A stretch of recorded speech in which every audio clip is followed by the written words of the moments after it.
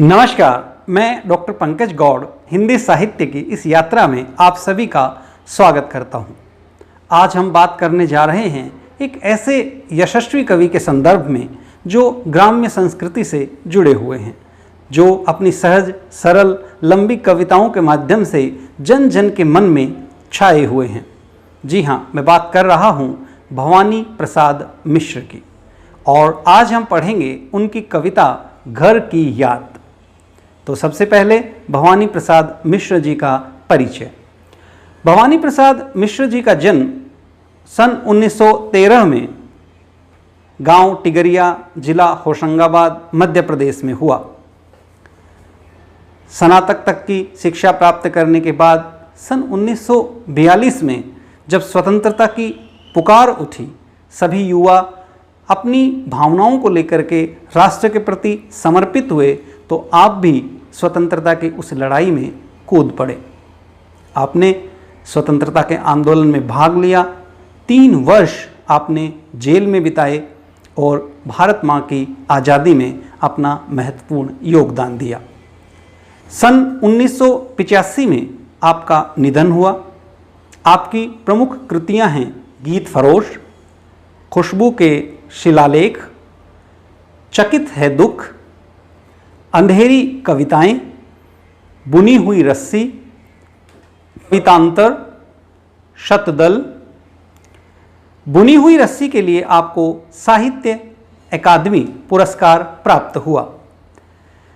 आपके काव्य की महत्वपूर्ण विशेषताएं हैं सादगी, सहजता और ताजगी। लगातार आप सामान्य शब्दों का इस्तेमाल करते हुए इस प्रकार की एक व्यूह रचना करते हैं कि ग्राम्य संस्कृति लोगों के समक्ष जीवंत हो उठती है। प्राय लंबी कविताएं जहां क्लिष्ट हो जाती हैं, वहीं आपकी कविताओं की रवानगी और गीतात्मकता, संगीतात्मकता, लयात्मकता लगातार बनी रहती है। आप प्रकृति के चतुर चितेरे चित्रकार हैं। गांधीवाद के प्रति आपके साहित्य में विशेष आस्था दिखाई देती है। सही अर्थों में आपने मानवतावाद के लिए साहित्य की रचना की, और आप एक ऐसे समाज की सृजना करना चाहते थे जिसमें सभी को समान अधिकार मिलें और सभी को आगे बढ़ने के अवसर मिलें। इस प्रकार राष्ट्रीयता से ओतप्रोत आपका साहित्य देश की थाती है। आपकी भाषा साहित्यिक खड़ी बोली हिंदी रही, जिसमें आपने स्वाभाविकता, प्रवाहमयता, रवानगी बनाए रखी। जन जन तक आपके लोकप्रिय होने का यही कारण है कि आपकी कविताओं में स्थानीय मुहावरों का प्रयोग बड़ी शिद्दत से हुआ है। गीत फरोश जैसी कविता के माध्यम से आप सीधे स्वीकार करते हैं कि यदि सब कुछ इस देश में बिकता है तो साहित्यकार भी अपनी रचनाओं को बेचने के लिए स्वतंत्र है। जी हाँ हुजूर, मैं गीत बेचता हूँ, तरह तरह के किस्म किस्म के गीत बेचता हूँ। इस प्रकार की बेलाग टिप्पणी भवानी प्रसाद मिश्र जी जैसा सहृदय कवि ही कर सकता है। अब हम देखेंगे उनकी कविता घर की याद। सबसे पहले कविता का आदर्श वाचन। घर की याद, भवानी प्रसाद मिश्र। आज पानी गिर रहा है, बहुत पानी गिर रहा है, रात भर गिरता रहा है, प्राण मन घिरता रहा है। बहुत पानी गिर रहा है, घर नजर में तिर रहा है, घर की मुझसे दूर है जो, घर खुशी का पूर है जो। घर के घर में 4 भाई, माई के में बहिन आई बाप के घर, हाय रे परिताप के घर। घर के घर में सब जुड़े हैं, सबके इतने कब जुड़े हैं, 4 भाई 4 बहिने, भुजा भाई प्यार बहिने, और माँ बिन पढ़ी मेरी, दुख में वह गढ़ी मेरी। माँ की जिसकी गोद में सिर, रख लिया तो दुख नहीं फिर। माँ की जिसकी स्नेह धारा का यहाँ तक भी पसारा, उसे लिखना नहीं आता जो कि उसका पत्र पाता। पिताजी जिनको बुढ़ापा एक क्षण भी नहीं व्यापा, जो अभी भी दौड़ जाएं, जो अभी भी खिलखिलाएं, मौत के आगे न हिचकें, शेर के आगे न बिचकें, बोल में बादल गरजता, काम में झंझाल रजता। आज गीता पाठ करके, दंड 260 करके, खूब मुकदर हिला लेकर, मूठ उनकी मिला लेकर, जबकि नीचे आए होंगे, नैन जल से छाए होंगे, हाय पानी गिर रहा है, घर नजर में तिर रहा है, 4 भाई 4 बहिने, भुजा भाई प्यार बहिने, खेलते या खड़े होंगे, नजर उनको पड़े होंगे। पिताजी जिनको बुढ़ापा एक क्षण भी नहीं व्यापा, रो पड़े होंगे बराबर 5वें का नाम लेकर। 5वां मैं हूँ अभागा, जिसे सोने पर सुहागा, पिताजी कहते रहे हैं, प्यार में बहते रहे हैं, आज उनके स्वर्ण बेटे लगे होंगे उन्हें हेटे, क्योंकि मैं उन पर सुहागा बंधा बैठा हूँ अभागा।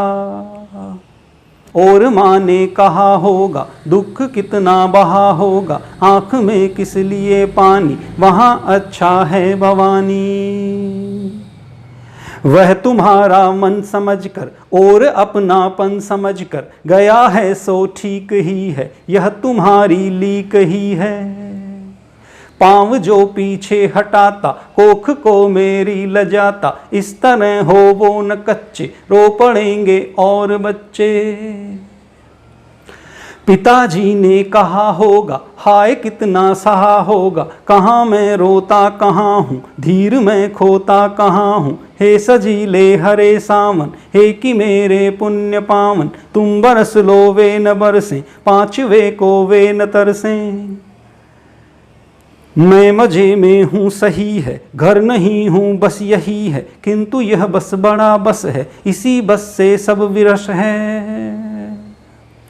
किंतु उनसे यह न कहना, उन्हें देते धीर रहना, उन्हें कहना लिख रहा हूँ, उन्हें कहना पढ़ रहा हूँ, काम करता हूँ कि कहना, नाम करता हूँ कि कहना, चाहते हैं लोग कहना, मत करो कुछ शोक कहना। और कहना मस्त हूँ मैं, काटने में व्यस्त हूँ मैं, वजन 70 शेर मेरा, और भोजन ढेर मेरा, कूदता हूँ खेलता हूँ, दुख डट कर ठेलता हूँ। और कहना मस्त हूँ मैं, यो न कहना अस्त हूँ मैं। हाय रे ऐसा न कहना है कि जो वैसा न कहना, कह न देना जागता हूँ, आदमी से भागता हूँ, कह न देना मौन हूँ मैं, खुद न समझूं कौन हूँ मैं, देखना कुछ बक न देना, उन्हें कोई शक न देना, हे सजीले हरे सावन, हे कि मेरे पुण्य पावन, तुम बरस लो वे न बरसें, 5वें को वे न तरसें, 5वें को वे न तरसें, 5वें को वे न तरसें। 5वें को वे न तरसें के माध्यम से कवि उस पीड़ा को व्यक्त करते हैं जो हमारे जितने स्वतंत्रता सेनानी हैं, उन्होंने स्वतंत्रता के संघर्ष के दौरान जब जेल में समय बिताया तो उन्हें जो कष्ट सहने पड़े। अब हम कविता की व्याख्या देखेंगे।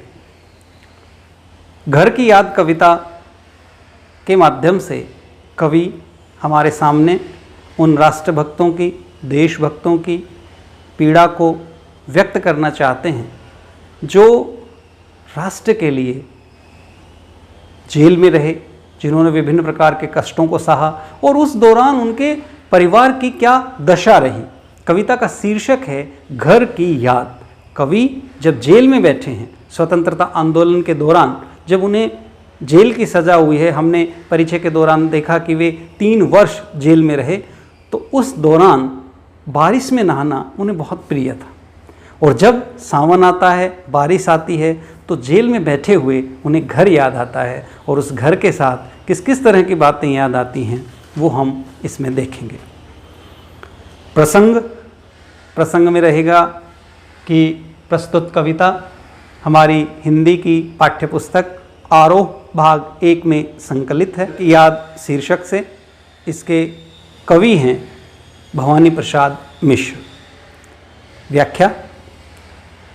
आज पानी गिर रहा है, बहुत पानी गिर रहा है।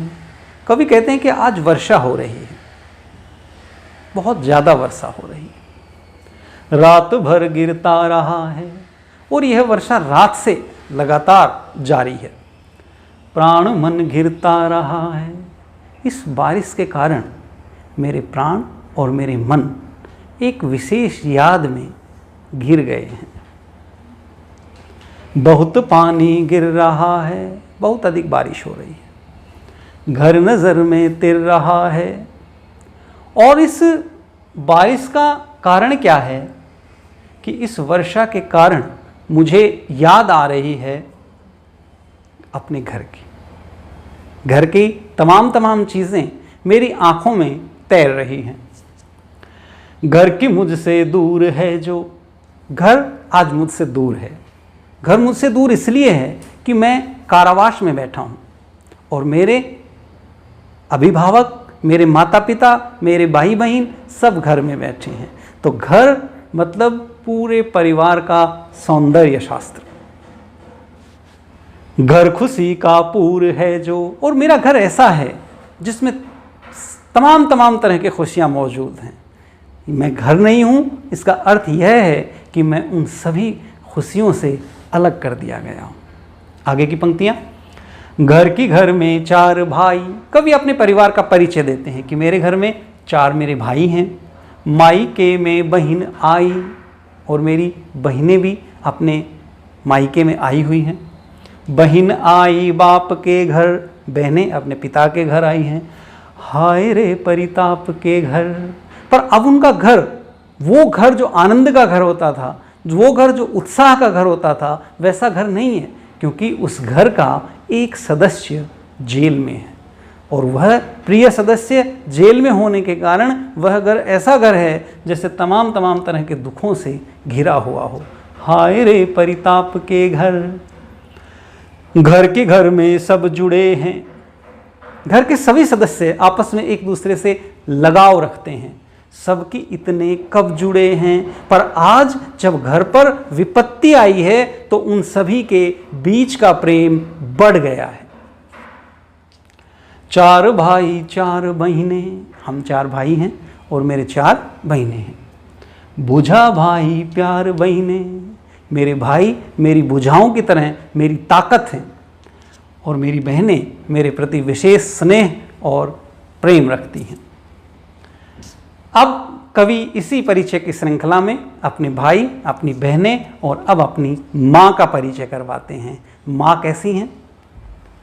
माँ शब्द ही ऐसा है, माँ का जब नाम आता है तो अनायास ही याद आ जाता है कि चलती फिरती आँखों से अज़ां देखी है मैंने, जन्नत तो नहीं देखी पर माँ देखी है। तो कवि अपनी माँ के संदर्भ में क्या कहते हैं? और माँ बिन पढ़ी मेरी। मेरी माँ पढ़ी लिखी नहीं है। दुख में वह गढ़ी मेरी। लगातार जीवन में उन्होंने दुख सहे हैं। माँ की जिसकी गोद में सिर। मैं अपनी माँ से विशेष प्रेम करता हूँ, और जब मैं उनकी गोदी में सिर रख लेता हूँ तो मुझे किसी प्रकार का कोई दुख नहीं रहता। संसार की सभी चिंताएं मेरी समाप्त हो जाती हैं। माँ की जिसकी स्नेह धारा।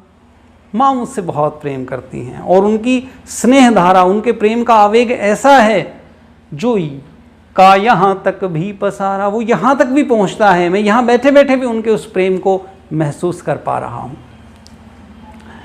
उसे लिखना नहीं आता। वह चिट्ठियाँ नहीं लिख सकती, पढ़ी लिखी नहीं है। जो कि उसका पत्र पाता। यदि वे पढ़ी लिखी होती तो निश्चित रूप से मुझे पत्र लिखती, लेकिन वे पढ़ी लिखी नहीं हैं, तो भी उनका प्रेम मुझ तक यहाँ पहुँच रहा है। अब कविता में, परिचय की श्रृंखला में कवि अपने पिता का परिचय करवाते हैं। ये कविता ऐसी है जिसमें पिता के सौंदर्य को व्यक्त किया गया है।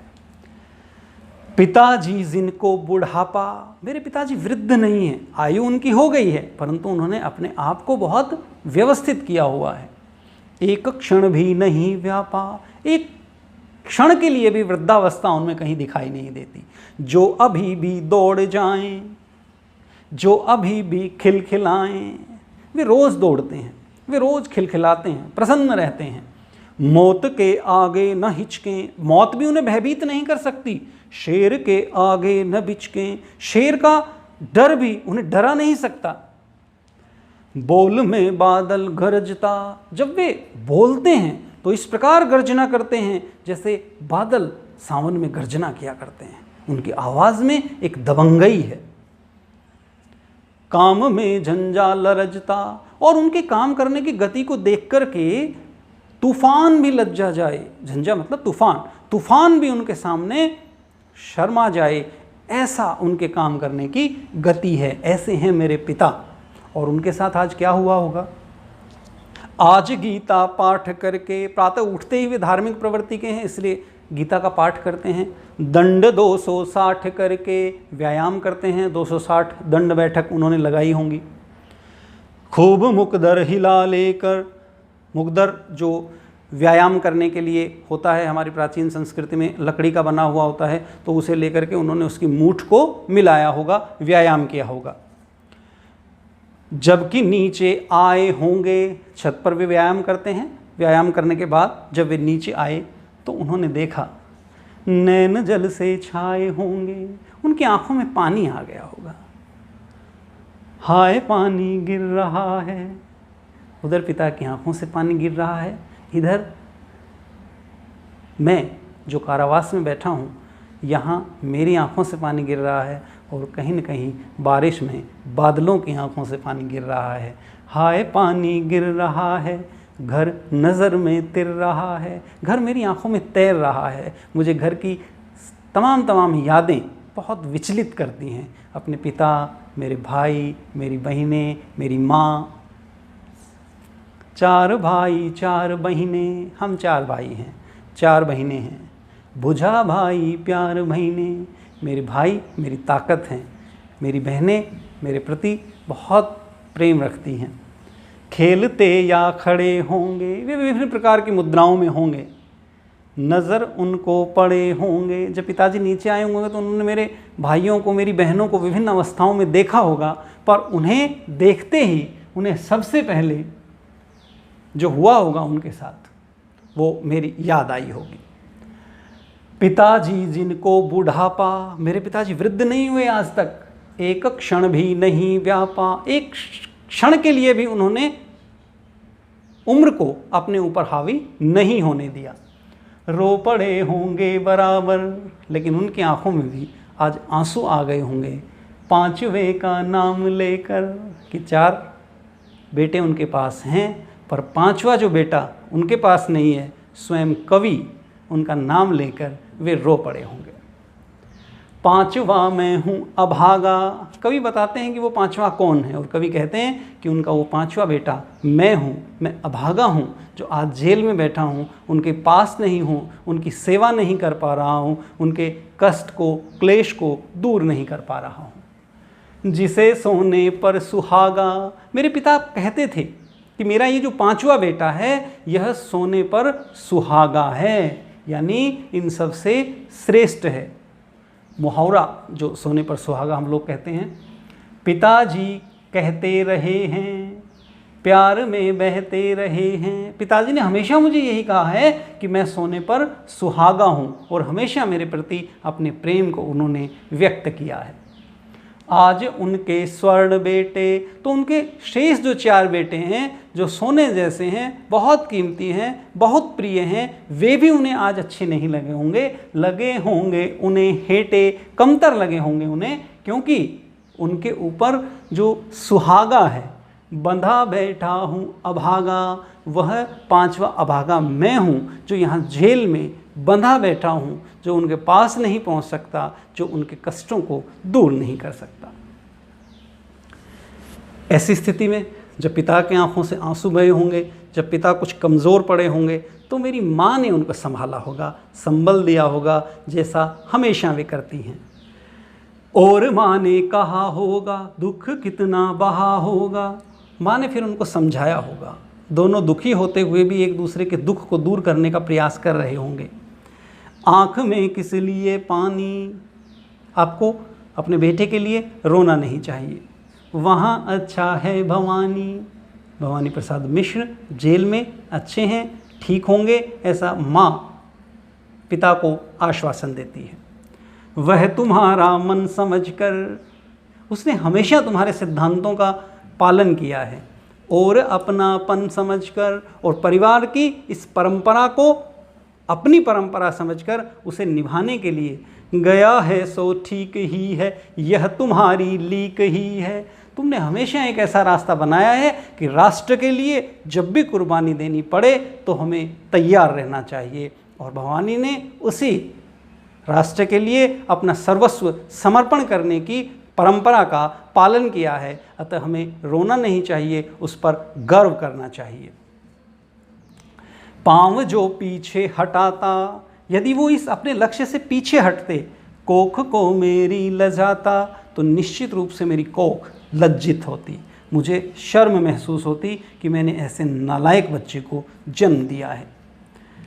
इस तरह हो वो न कच्चे, रो पड़ेंगे और बच्चे। आपको कमज़ोर नहीं होना चाहिए, क्योंकि यदि आप कमज़ोर होंगे तो हमारे जो और 4 लड़के और 4 लड़कियां हैं उन पर बुरा प्रभाव पड़ेगा, और वे सोचेंगे कि राष्ट्र के लिए जब कुछ करने का समय आया तो हम लोग कमज़ोर हो गए, पीछे हट गए। फिर पिता ने कहा होगा अपने आंसुओं को दबाते हुए, कहाँ मैं रोता कहाँ हूँ, धीर में खोता कहाँ हूँ। एक तरह से खुद को आश्वस्त करने के लिए कहा होगा कि नहीं, मैं रो नहीं रहा हूँ, मैं धैर्य को खो नहीं रहा हूँ, मैं अपने आप को नियंत्रित करता हूँ, अपने आप को व्यवस्थित करता हूँ। अब कवि पुनः जेल में लौट आते हैं और वहीं कहते हैं, हे सजीले हरे सावन, हे कि मेरे पुण्य पावन। हे सजीले सावन, सबको प्रसन्न करने वाले सावन, हे मेरे जीवन के पुण्यों के पवित्र कर्म सावन, तुम बरस लो, तुम लगातार बरसो, पर तुमसे एक निवेदन है कि मेरे माता पिता, मेरे परिवारजन, मेरे पुरजन किसी भी तरह से कष्टों में ना रहें, वे मेरे लिए ना तरसें।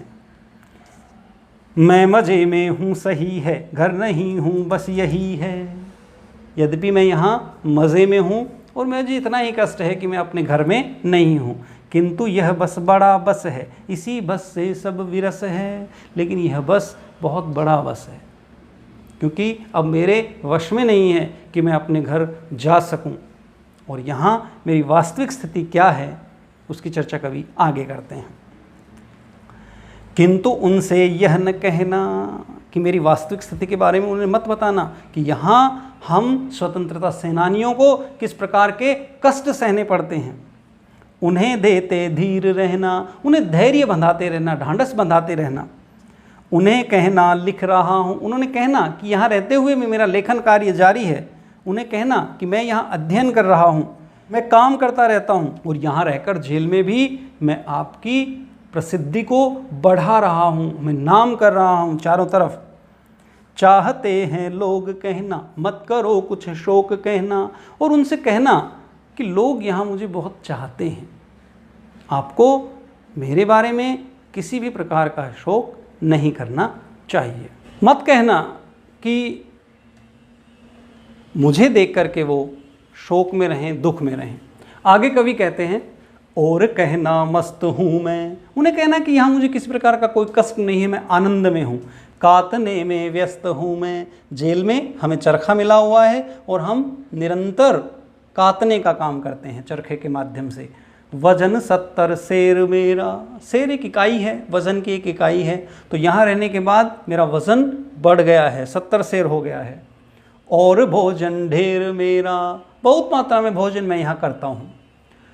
कूदता हूँ खेलता हूँ, दुख डट कर ठेलता हूँ, यहाँ हर प्रकार के आनंद हैं, मैं प्रसन्न रहता हूँ और मुझे कोई कष्ट यहाँ नहीं है, अपने सभी दुखों को मैंने दूर कर दिया है।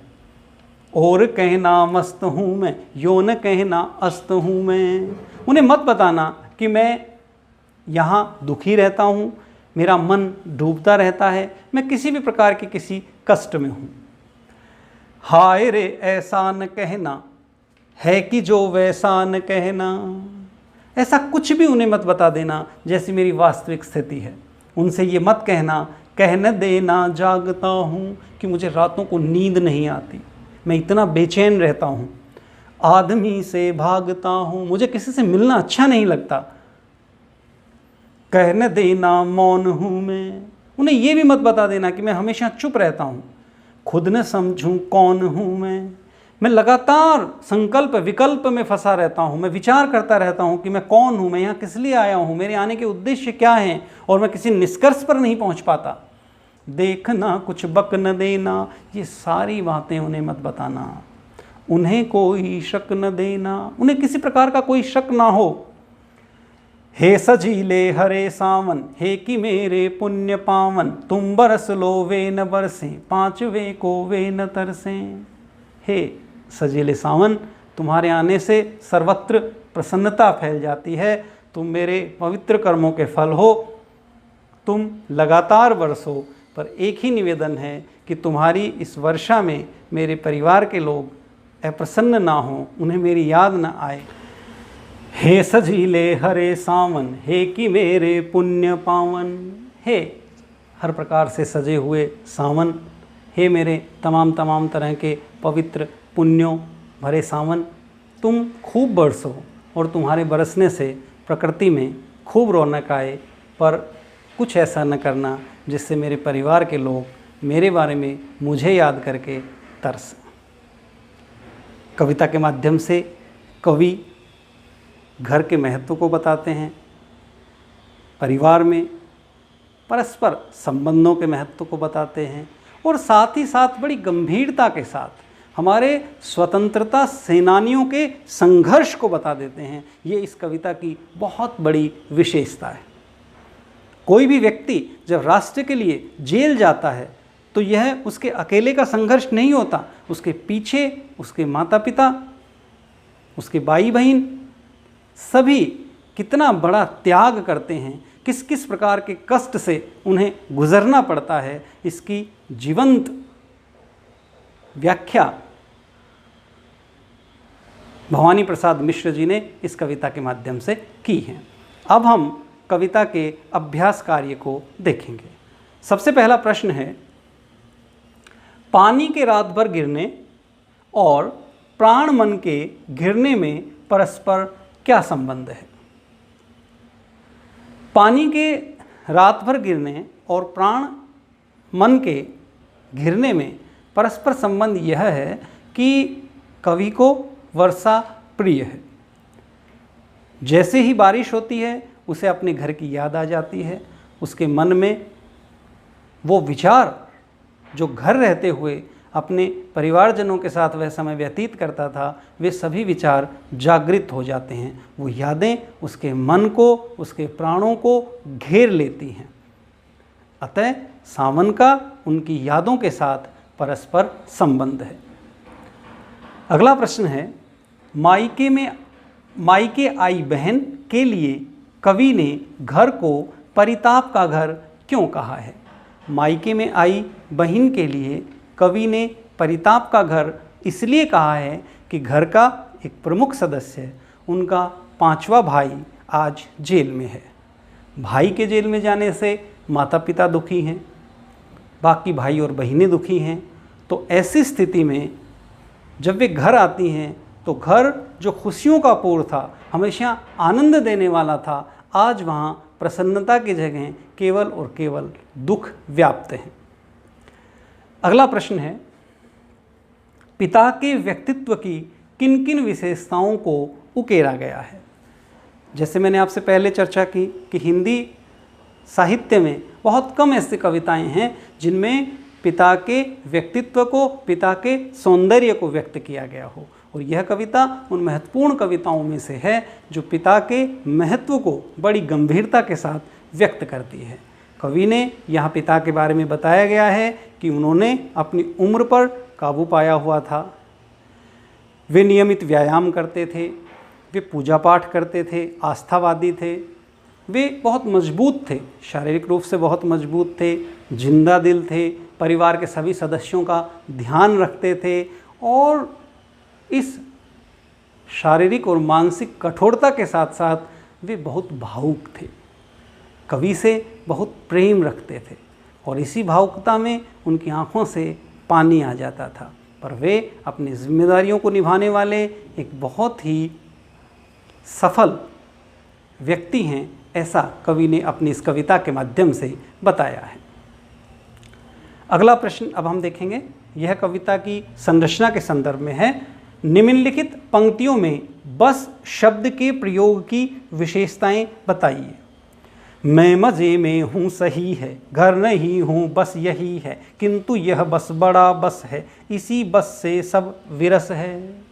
यहाँ बस शब्द का अनेक बार प्रयोग किया गया है और आप जानते हैं यहाँ यमक अलंकार का प्रयोग है। जब एक ही शब्द की एक से अधिक बार आवृत्ति हो और प्रत्येक बार उसका अर्थ भिन्न हो तो वहाँ यमक अलंकार होता है।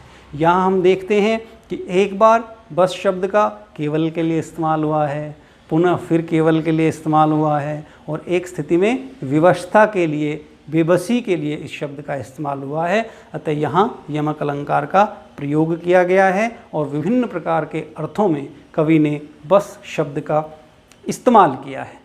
इससे कविता का सौंदर्य द्विगुणित हो गया है। अंतिम प्रश्न है अभ्यास कार्य में। कविता की अंतिम 12 पंक्तियों को पढ़कर कल्पना कीजिए कि कवि अपनी किस स्थिति वह मनस्थिति को अपने परिजनों से छिपाना चाहता है। कविता की अंतिम 12 पंक्तियाँ श्रेष्ठ पंक्तियाँ हैं। इनके माध्यम से कवि वास्तविक स्थिति और काल्पनिक स्थिति के बीच के द्वंद्व को प्रस्तुत करता है। कवि चाहता है कि उसके परिवारजनों को कतई इस संदर्भ में पता न लगे कि वास्तव में जेल में रहते हुए उसकी स्थिति क्या है। जेल में रहते हुए कवि गहरे मानसिक द्वंद्व से गुजरता है। वह लोगों से मिलना नहीं चाहता, वह लगातार अपने आप से भागता है। जितने प्रकार के मन में संशय होते हैं उनके किसी प्रकार के निराकरण वह समझ नहीं पाता है। अपने ही सिद्धांतों पर वह बार बार विचार करता है। इस प्रकार से अंतिम जो कविता की पंक्तियां हैं वो इस पूरी कविता को एक अलग उजास से भर देती हैं।